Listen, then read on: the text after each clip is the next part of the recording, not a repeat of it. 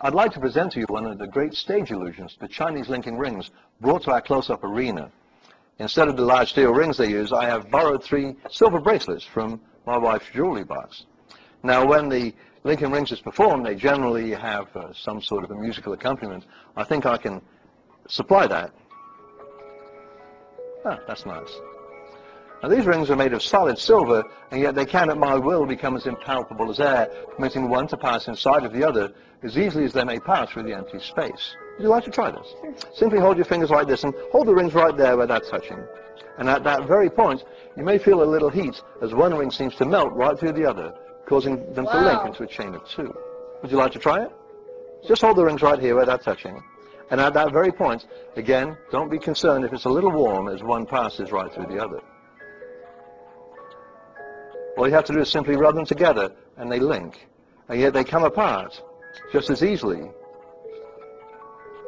as rings of smoke. I'll put these back together for you, and I'll explain to you how it works. See, every one of these rings has a soft spot. In this case, it happens to be right about there.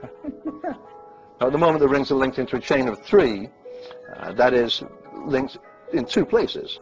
But a maneuver of this nature links those rings in 6 places. They really are linked. They're not laying on top of each other, are they? They really are linked there.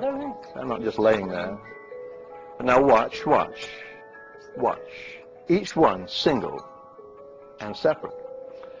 Now I'll put 2 of these together, add the 3rd one, and form a little ball.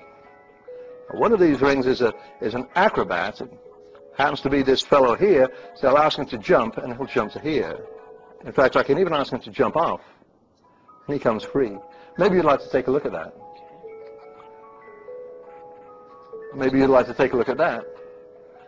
And there's one left, maybe you'd like to take a look at that. Make sure they are what they appear to be, rings of solid silver. Yes? They're solid. They're solid.